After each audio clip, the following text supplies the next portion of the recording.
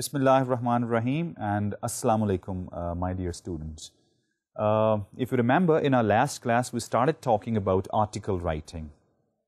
And I left you at the point when we were talking about the third important organization of articles. And we discussed, our first point, abstract. Dear students, in this class, I actually will try to, discuss two things. Of course, the third important structure of articles, and then, I'll change my topic and I'll take you towards writing letters to editors, which is, of course, another very important, way of expressing, your opinions. Let's come back to our point, which, of course, we were talking about. Article structure, and the third one, pretty advanced one, pretty technical one, and that is articles based on critical analysis of opinions, of course. So you can say this structure mainly focuses, the critical analysis of different opinions, points of views, and all. And from this structure, of course, from this style of article writing, you'll also get to know what are analysis and how we conduct analysis. This structure, as I told you before, is composed of 7 important points. And those important points you can see on your screen once again: abstract, claim, assumptions, hidden arguments, inherent contradictions, evidence, closing. Now, these are our, 7 points. I told you in my last class that the first structure of article was based on only 3 points: intro, sportive details, and closing. The second structure of article was composed of 5 actually steps: giving situation, means discussing about the problem statement, and then giving your position, your point of view. Third, evidence, supporting your point of view. Fourth, contrast, refuting the other side of the coin, the other party's point of view. And closing. I told you before, closing can be of 2 types. One backward, second forward. Now, this one is of 7. And the first one is abstract. What is abstract? I explained you in my last class. Abstract is what? Abstract actually, article, in this style of article writing, writers, they summarize, frankly speaking, the gist of the whole stuff in the first paragraph. That is what actually we call abstract. Abstract is also known as synopsis, or you can say this is a major executive summary of the whole article. In this paragraph, writer tries to answer questions like what's purpose of this writing, why I'm writing this, and where I want to take you to, and what's my scope actually, and then what is my method of research, what different procedures I have adopted, to give you that information, and then what are results like, the piece of information which I'm going to, discuss with you, where that piece of information will lead you to, and then comes, recommendations, what are like, possible solutions if you're discussing some problem, then solutions, your recommendations, your suggestions, your instructions, your pieces of advice you can talk, what are those, and then, of course, conclusions. All these questions, you answered in abstract. Now, in this article, in this style of article writing, reading first paragraph is very, I would say, fruitful, very beneficial. If you don't, if your readers do not have time, if you are this style writing writer, for example, then your readers can read your first paragraph, will understand everything. And if they don't have time, they can postpone reading, and they can come back again to your article. So, whereas in other articles, unless and until, other structures actually, unless and until they go through the whole of your article, they will not be able to understand your point of view. Whereas in this style, only reading first paragraph will give them a full-fledged idea. Yet they can understand, where you are going to take your readers to. So that's why I call it, it's a pretty advanced one, that you are starting from executive summary and then you take people towards the details of that stuff. So in the first paragraph or the first item is going to be abstract now. Now second is what? Claim. Now what's your claim actually?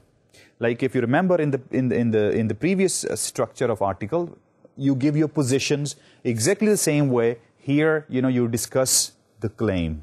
Now, claim actually means not just your own point of view you discuss. You actually discuss all possible points of views actually. That's why we are not saying writer's claim or my claim, just claim, okay? And my, yours, everybody's claim on that very issue, which you are discussing. Claims are of three types.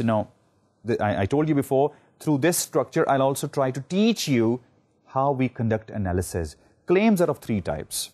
One we call factual claim. Now, what is a factual claim? Factual claim means, which can be tried and tested on facts. Let's go back to the screen for a slide. See, this is an example of a factual claim that the current temperature is above 0 degree Fahrenheit.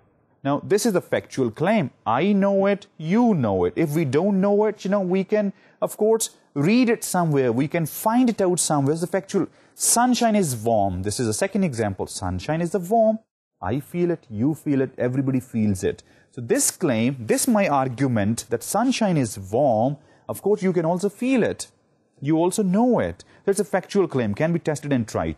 Another very nice example. This third example and fourth example, should be read together. Like I'm reading it for you, the first one. My car's battery must be dead since the car will not start and the lights and horn do not work either. Now, this is what actually our rational is, that no horn, no lights, no stereo system installed inside, that's working, your dashboard lights, for example, they are not working, and at once comes to your mind as well, the battery of my car, that's probably not functioning.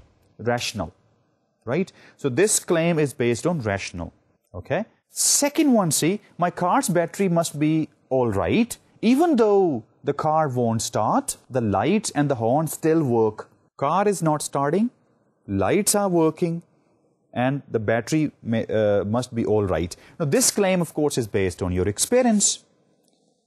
What I'm trying to say is that whatever, based on your observation, based on your experience, based on facts, they are called factual claims. Such claims, which can be tried, which can be tested on pragmatics, or which you can say, which appeal to your thinking, your intellect, the testing point is rational, logic. This is one. Of course, if your arguments, when you are analyzing anything, if your arguments are factual claims, very simple thing, that you will have, more chances of success, because people will be in difficulty if they want to, refute your arguments. You would say, well, these are facts and figures. These are the ground realities. You can refute me. And people, of course, will be convinced, So, factual claims. Second type is value claims.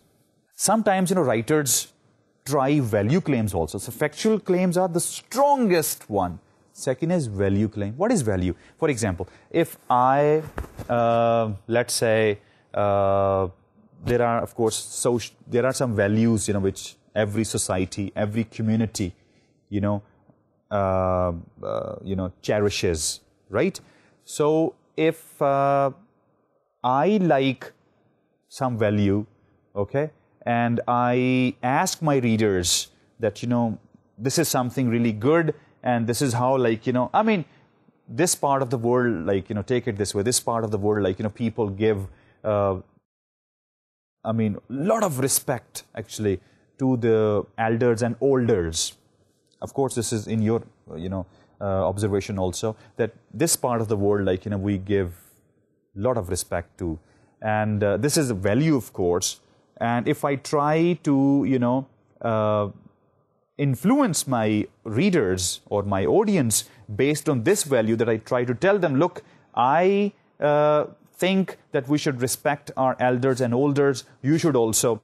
This claim is based on value. It's not facts and figures. I mean, we cannot test and try it on logic.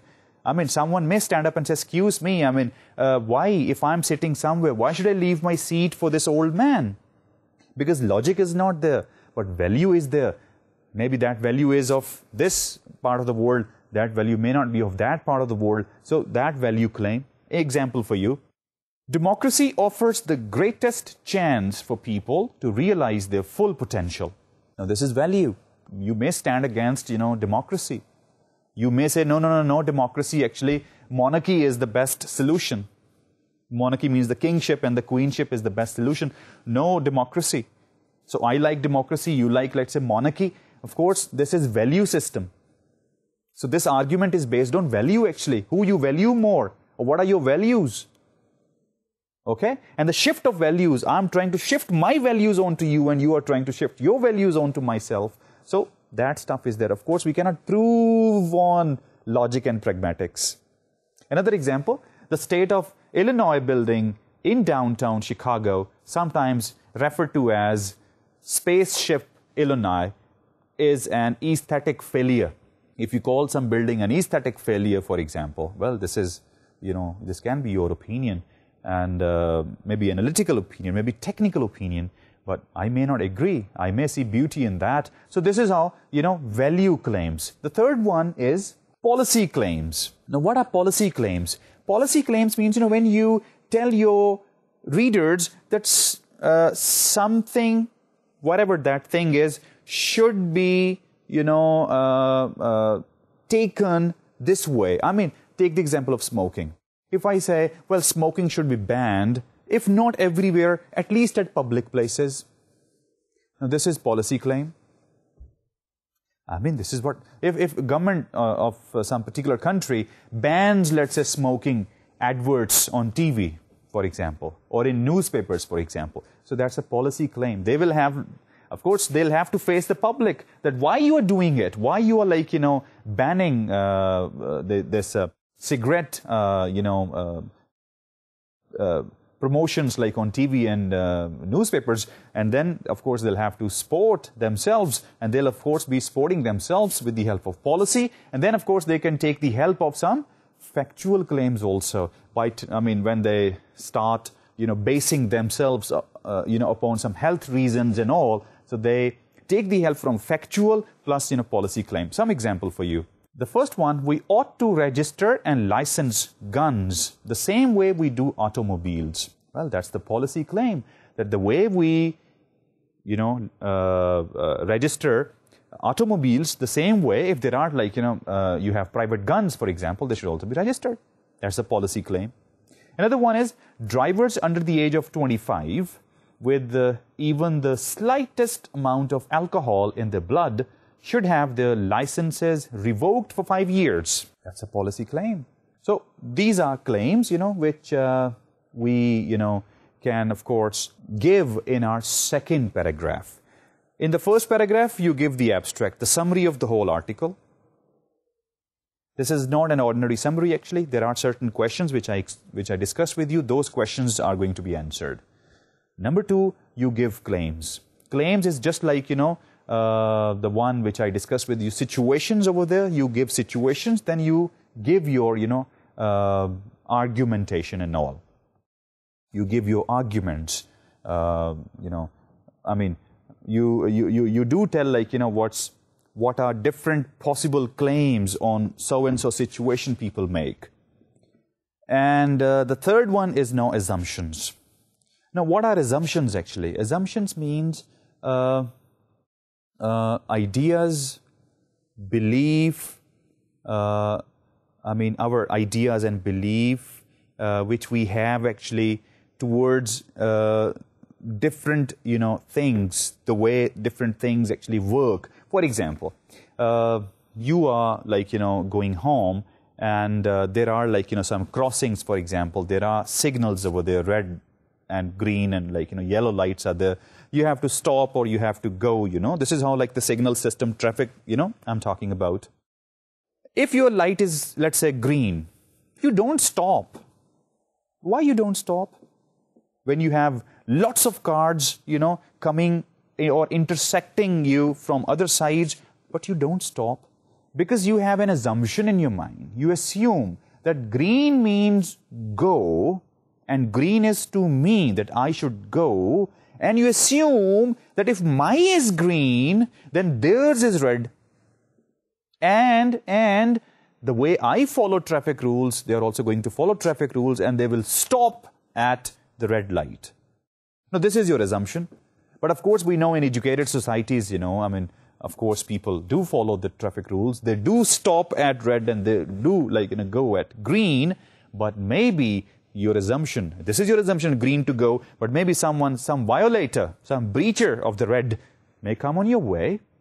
That's possible. So assumptions. We all have assumptions. Now, assumptions can be of two types. Assumptions which are spotted, or assumptions which are written.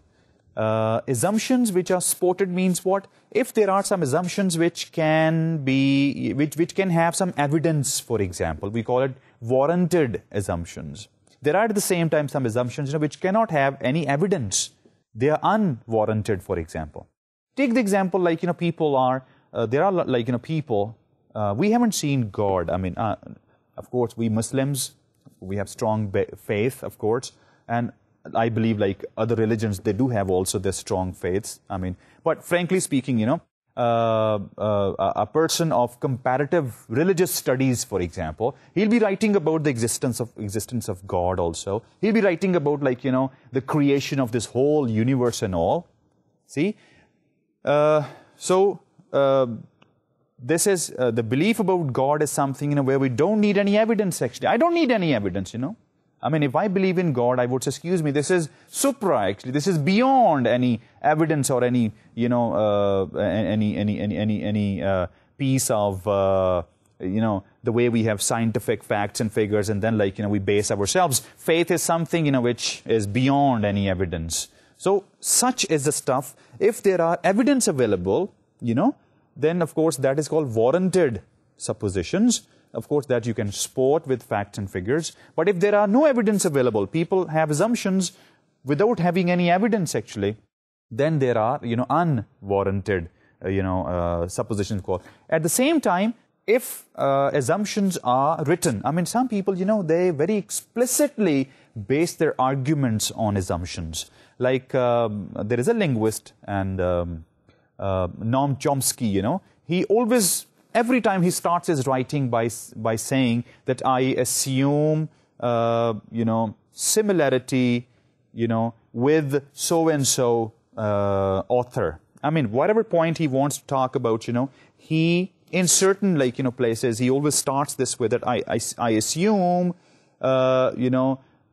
my similarity with so-and-so. So this is called, very explicit, actually, assumption, in which you very explicitly, very openly, you start assuming.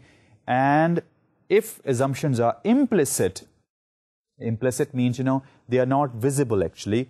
They are very much present inside, but they are not open the way explicit assumptions are. So that would be, of course, called implicit assumption. This, the stuff which I'm discussing with you is called typology of assumptions. On your screen, you can take a look also that I have given you a flow chart. Assumptions are there. On the left side, spotted assumptions. When spotted assumptions, they can be of two types. Yes, warranted, with evidence. No, unwarranted, no evidence is there. Written, if they are yes, explicit, they're called. And if they're no, implicit, they are called. Okay, let me now give you and show you rather two examples of assumptions. Let's go back, to our screen. Now, on your screen, you can take a look that I've given you one box with lots of round, figures. Now, your first glance on, this box will be that all round figures are O, alphabet O. That's your assumption, actually. And of course, the same comes in your mind. But In line number 2, there is C also. In second last line, there is Q also. This is the difference between assumption and, reality. Assumption can also be named as dream and reality. You just take a look, and what you do is actually from the surface facts and figures, not from the deeper facts. From the surface facts and figures, you start assuming, that stuff is like this. Whereas if you go a little deep, an inch deep, the reality may be different. Like the way, these comedians, for example, let's say some comedian, goes to some college over there, boys and girls, he shows his performance and he moves them in the chairs like anything. People really enjoy and they stand up and clap for him and all. The next time, let's say another college, for example, invites the same comedian to come to our college and do the same thing. Now, no, there are two ways. One way is he can assume. Second way is he can analyze. If he assumes, he would say, well, I went to so-and-so college and over there people, I told them so-and-so stories and jokes and people really enjoyed a lot. And this is another college, having the same boys and girls of the same classes. See, so there's no problem. I'll not do any hard work. I'll try the same stuff to them. So when he goes over there, tries out the same stories, the same jokes, the same anecdotes, what happens? That not even a chuckle, not even a smile appears, on the audience face. This is what assumption is. Assumption can backfire also. So we assume that the comedian assumes that over there same boys, girls, college and boys, girls enjoyed, they will also enjoy, but when goes there, they don't. Opposite to assumption is analysis. Ask yourself how different they are. Okay, so what different he should do to amuse them? This is how we do it.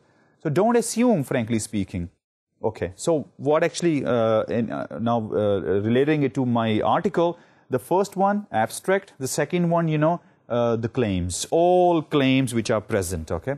And your claim also, you will write. And the third one is assumptions. If there are any assumptions involved, you discuss those, assumptions in detail. If those assumptions are dream assumptions, then you try to change them into facts. If they are assumptions, reality assumptions. Now, I'm using dream and dream assumptions means, such assumptions which are baseless, having no evidence. Reality assumptions mean, assumptions which are not baseless. They have evidence. They have some, facts and figures. So, of course, you sport them and you continue towards your next point. Let's now move towards hidden arguments. Hidden arguments means what? Hidden arguments means between, the way we say between the lines.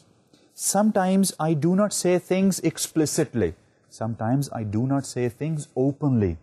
I do say things quietly. My words, they are, double speak. One is which everybody can understand. Second, which some specific person who actually I want to will understand.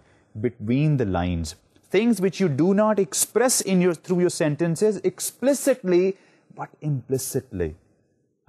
You may try to be positive in your approach, but there may be some implicit, chupawa, hidden meaning also, and that is negativity.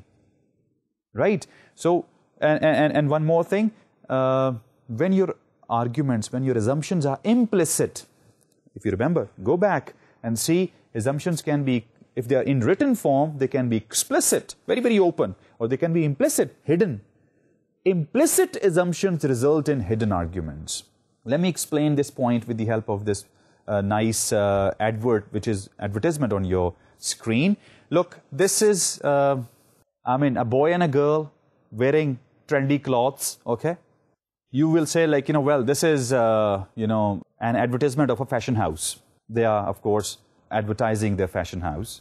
This is explicit understanding of this advertisement, but there is one implicit understanding also. When you see the way this boy and a girl are dressed up, they that shows their attitudes towards life, that shows their fashion behavior, that shows the class they belong to. If they're wearing some very expensive jewelry, the class they belong to. Or if that can also reflect, you know, the age. I mean, if they are teenagers, for example, so the implicit message in this picture is also that this is how teenagers should look like. When you know, cast, I mean, some hi-fi models in your advertisement, it means you implicitly, you want to give message to your readers that if you are in this age, you should look like this. So this implicit, which we call as hidden argument, so in your writing, in the next paragraph, after assumptions, you know, then you talk about any hidden arguments. If there are any possible hidden arguments between the lines, you know, truths also present, or if there is any chance of misunderstanding, you know, there you discuss, you know, that point. And then moving forward, we have inherent contradictions. Inherent contradictions means that such, for example, straight away I'll give you an example. Let's say guns. They say guns bring death, right? That's inherent, you will say, belief actually among people. You also believe the same way. Perhaps I also believe the same way that guns actually, gun is a name of death. Guns bring death. But if I say guns bring life, now this is inherent contradiction in this element. Guns bring what? Guns bring life. I mean, you can protect yourself, right? So guns bring death, yes, but guns bring life also. You can protect yourself against your enemies, you know. You can deter them.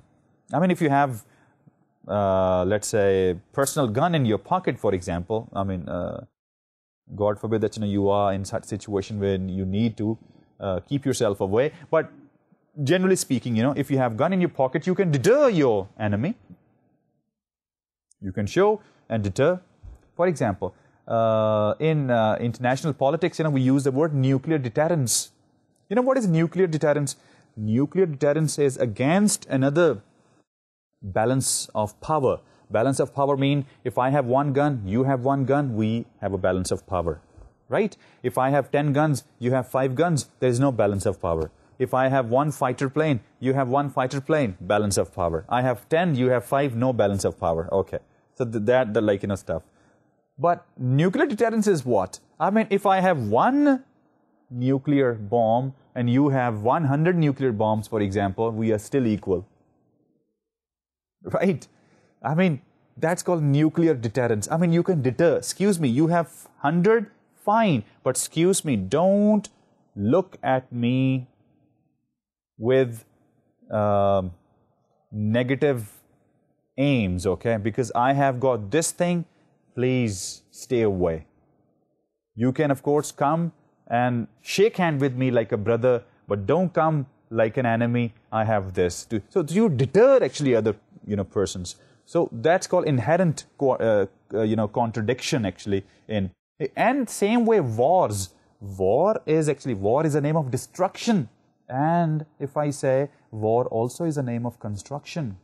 If you see human development, human development was made in the time of wars. I mean, let's say Group A wanted to fight with Group B. Group B was stronger, so A didn't have any power to fight B, so A started improving. Brought themselves up to the size of B, and they made themselves equal and ready to fight. So advancement and construction took place actually. When enemies fight, of course, they think of, before wars, they think of collecting, they think of collecting, of course, weapons, they think of aiming themselves to be technologically very strong and promote scientific development and growth and all, blah blah blah. So wars also take you towards growth. There is no denying the fact that war is destruction. I strongly believe, but at the same time there is a positive aspect also of war, that it's a name of...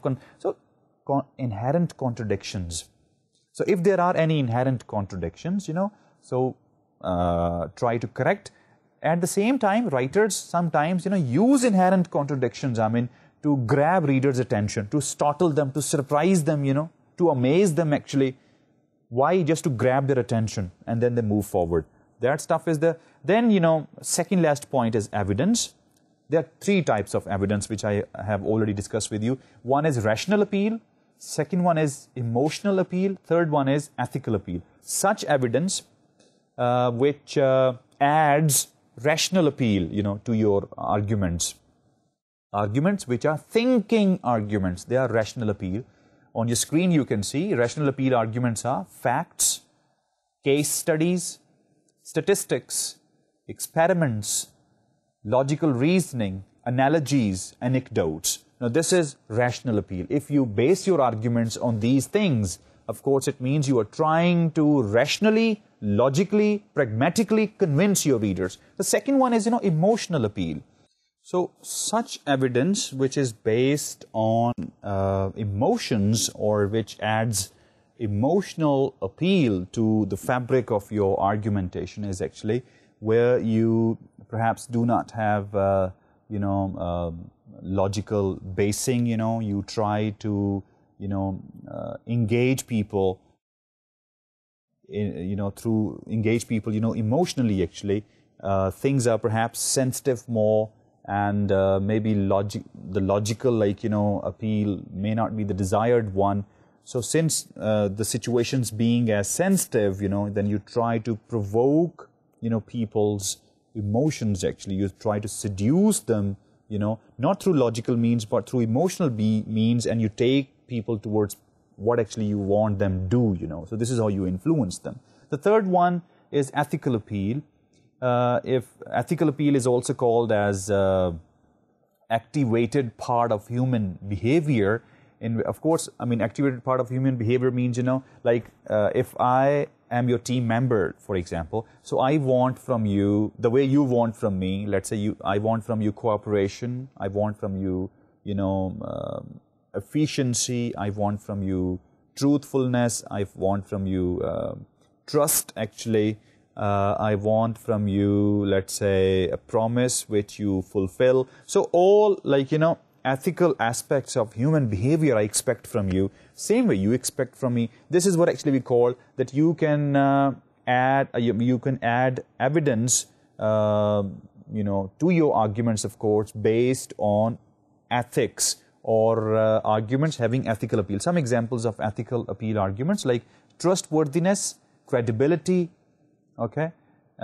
expert testimony, reliable sources, and fairness. So these are the points, of course, we expect from each other. And the last one is, closing. You can have same way backward closing or forward closing. To recapitulate the third structure, what actually we do, starting from our, first point, which was abstract. So what we do actually, in abstract, we summarize our whole, you can say article. But this is not a common ordinary summary. This is a specialized summary based on the points which I shared with you. In the second point, you give your claim. Not only you give your claim, you give claims of existing claims, which are like second or third parties claims also. If you're discussing the same, if you're discussing, let's say, the clash of civilization, the right theory it is, then in relation with the current, situations all over the world. So what? Here you will give the claim of that person who gave this theory, clash of civilizations, or you discuss the claims of those people who are of the view that, this time is the clash of civilization time, and then you give your claim that I don't believe that, that's the... So what happens actually, in the previous structure, where position and contrast are two different paragraphs, in here position and contrast are in the same paragraph. And, but of course, your claim dominates. Why? Because you are going to refute, of course, others' claims.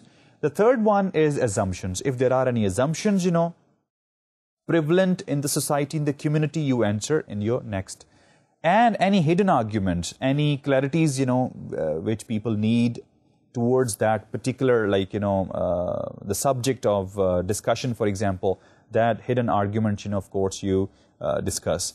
Any inherent contradictions, any beliefs people have, the general beliefs people have. If you think, those general beliefs are not correct, and you try to correct, of course, and then you give evidence in support, of course, to your, claim, in support to your, point of view, in support to your main idea. And then in the end, of course, you close your article, and this is how you, complete it. This is all about, article writing. And I believe you understood what articles are and how they can be structured. I discussed with you article structures from easy to difficult one. Of course, the third one which I discussed with you is pretty difficult and technical one. It needs real understanding. You really need to first clear your concepts, then you need practice on each and every step, and then, of course, finally you can adopt it. I strongly advise you that you go for the middle one, which is 5-step article writing. That's, of course, safer one and advisable also for you. Before I wind this up, I would like to discuss with you, common fallacies which, writers fall for in article writing. These are argument fallacies, actually. Argument fallacies means, such arguments which contain in themselves loopholes.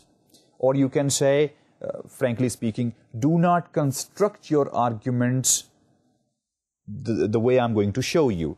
On your screen, you can see the first one is appeal to authority. Appeal to authority means that, let's say, you have your teacher and you are strongly influenced by him. So whatever he says, you also blindly follow him. This is called appeal to authority. My teacher says this is day, so I also say this is day. He says this is dark, I also say this is dark. Not like, asking yourself why I'm calling day as dark. So this is appeal to authority. Like example there for you is, my teacher says she's voting for the conservative candidate, so I will too. Teacher says that I'll favor so-and-so party, so I will too. You two are different individuals with different points of views. So why don't you apply your own mind? So having such arguments which are based on authority, yes men people who blindly sport, who switch off the thinking machine, and they simply start following others blindly, that's actually appeal to authority. Such arguments actually cannot convince your readers. The third one is appeal to emotion. Appeal to emotion means when you flatter others, you try to convince others by flattering them, by buttering them. This is not desirable one. Example for you, I'm sure someone with your vast experience can see that plan B is better. Look, you want to say plan B is better. You want to say plan A is not good. Plan B is good. But maybe you're wrong. But you add butter in you add flattery in your sentence that someone with your vast experience. You're buttering other person. And of course, you're trying to win others through, flattery actually. The third one is, appeal to ignorance. Appeal to ignorance means, do not make such arguments in which you base yourself this way, that since I haven't seen so-and-so thing, so so-and-so thing does not exist. This is actually appeal to ignorance. Example, I have never seen an alien, so they must not exist. If you say, well, aliens do not exist. Why? Because you haven't seen them. But that's not a proper argument, actually. Maybe they are there. Okay? So, appeal to ignorance is it. Fourth one is appeal to popular opinion, going by the mass. Out of 10, if 6 people say Mr. A is good, and 5 should also say, since 6 people say Mr. A is good, therefore the remaining 4 should also say that, Mr. A is good. This is actually appeal to popular opinion. For example, everyone cheats on their income taxes, so it must be all right. Everybody does it, so why shouldn't I? This is also no proper argument. It's baseless, actually. So such arguments, we should also avoid. Fifth one is, composition. Let's see an example. all the parts of the engine were lightweight, so the engine should have been lightweight. It means that, when you are discussing the composition, for example, just checking the bits predicting about the whole. From bits predicting whole, that may be correct, but most probably will be incorrect. The way like this example is that all the parts in engine are very lightweight, so the weight of the engine should also be light, not heavy. That's not the case actually. Over there it's things in collection. Here you are talking about, things in, individual actually. Next one is correlation implies causation. Example, there was a full moon the night I had my car accident, so I am never driving again under a full moon. This is also no argument. For example, if I had an accident in rain, for example, and now I'm advising my child that, dear, never drive in rain. Why in rain you get accidents? Excuse me, that happened with you, but not necessarily going to happen with everybody, So that's also baseless argument. Next one, false cause and effect. For example, yesterday I ate tuna sandwich and then failed my test. I'm never eating tuna sandwich before a test again. I mean, this is another argument fallacy. For example, you were, it was your exam and, some, let's say, black cat, crossed your way and you went and, you collapsed in your exam, and now the belief is in you that black cat thing, if it crosses your way, it means, something bad going to happen with you. This is another, so you advise this way, whenever you see, don't let black cats come on your way. So, I mean, it's not the way, what you're connecting to correct things, of course, wrongly. Then comes next, haste generalizations, jumping conclusions. This is another wrong. Like, for example, I liked the last Chinese restaurant I went to, so I will like every Chinese restaurant in the world. This is, jumpy conclusion actually, which we should, avoid. Dear students, this is the end of, our lecture on, the part of my lecture on, article writing. Now let's move towards our second part of, this lecture. That is letters to editors. Letters to editors, they are what? They are also opinions, Opinions of whom? They are the opinions of, the masses. Opinions of people, actually. My opinion and your opinion. I mean, look, editorial, newspaper's opinion. Column, columnist's opinion. Article, some specialist, analyst's opinion. Feature, news reporters, research reporters' opinion. And newspaper also gives you a platform where you can also share your opinion, with your country fellows, for example. So you are given a place. This is also opposite editorial, page where all the letters are printed. So you are also given a space on editorial page where you can also bring some issues which you think are issues to the attention of your editor, for example, or to the newspaper, where then maybe those issues tomorrow become the main headlines of your newspapers. So this is what actually, letters' main function is. If I compare, specifically if I compare letters to editor and articles, both are actually articles, frankly speaking.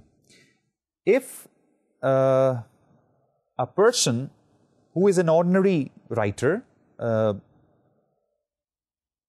let's say a student writer, for example, and he gives his opinion on some, issue, if that opinion is the opinion of the whole community, for example, and there is power, there is voice, there is projection, and there is substance in that opinion, editor may take your letter out from that section of letters to editor and print separately somewhere in the bottom as an article. That's possible. So articles are actually what? Articles are also like, written to the editor. Okay? And editor knows that, this is written by so-and-so, person, and he is a specialist of so-and-so field. So he does not let that writing be printed actually in letters to editor. Rather, editor gives a special space, op-ed space, and prints as article. So they are somewhat the same things, okay? But it depends, like, who gets the space of article and who gets the space of, a small 2-3 1 column or 2 column, size, 100 and 150 words, or just 50 words, space in the letters to editor space and all. To, jump to some very practical understanding of letters to editor, well, there are 4 things when we write letters, 4 things you have to keep in mind. The first one, purpose of your letter. Second one, prompts of your letter. Third one, tone. And the fourth one, format. These are 4 important things towards, letter writing. I repeat, purpose, your point of view, your main idea, the problem which you want to discuss. Prompts, the sportive details, the argumentation. Third one, tone of your writing. Tone means like the positive language, the positive word choice actually. And the last one is the format. Format is the protocol actually of your letter, in which, letters are written. The way I was telling you before, editorials have their own, protocol and format. Letter has its own specialized protocol and format. Let's start from, format first of all. Letters are written in letter format. Okay, letter format is what? Well, we can divide the components of letter format into 2 separate sections. One, we call it core components, and second we call as optional components. Now, what are the core components? Now, bring in your mind A4 page.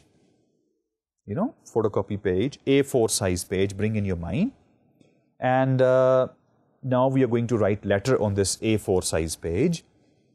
And first let's discuss core components. Now, core components, number 1 is sender's address, or you can also call it, writer's address. This is going to be full postal address actually of the writer. If you are writing a letter, then your postal address. Please keep in mind, I'm not saying name and address.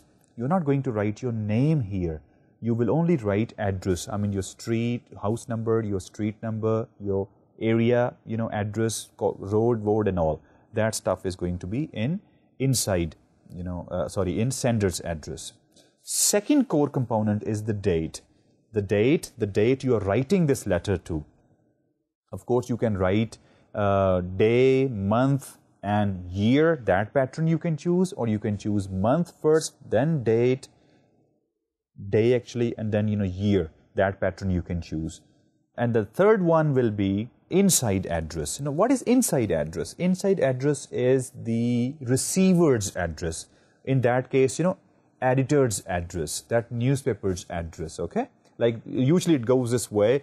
The chief editor, for example, so-and-so newspaper, so-and-so place, and, so-and-so city and so-and-so country. So this is how, we write inside address. Why we call it inside address? Because reader's address will be written at 2 places. One inside and one outside. Outside where? On the envelope. The envelope, which we use, lifafa, which you use, on that you write also address. That's outside address, and here inside address. So that you write actually reader's address. Editor's address will come here. This address is not just postal. His name, his designation, and full-fledged address, city, country, everything. Please keep in mind. Now, the next core component comes as salutation.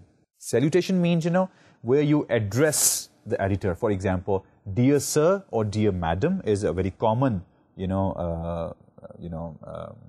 salutation, or you can address him by name, like dear Mr. So-and-so, or you can simply call him by his designation, the dear editor, for example. So these are called, salutations.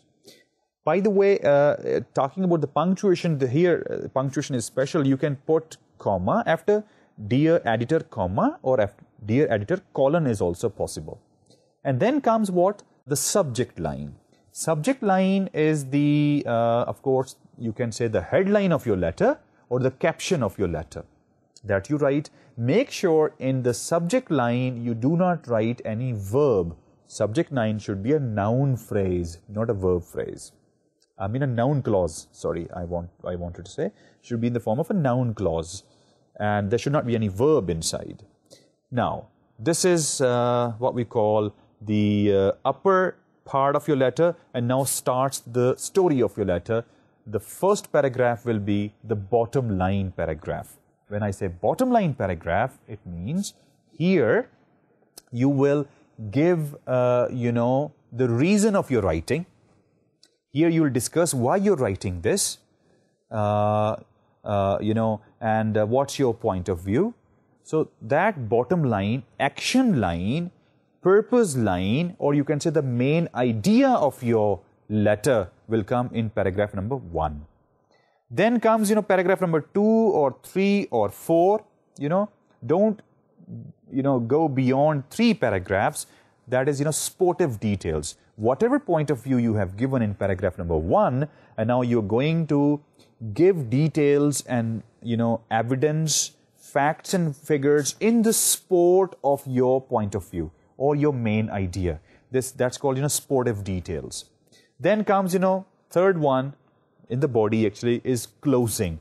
A very polite closing you will give, in this paragraph. And after this comes what? After this comes, closing notation. Now, closing notation means like the way you say yours truly, yours sincerely, yours faithfully, or best regards. Now, what's the difference? You write your truly if you write yours truly when you try to establish very formal relationship, with your editor. So, yours truly is the most formal way of, closing your letter.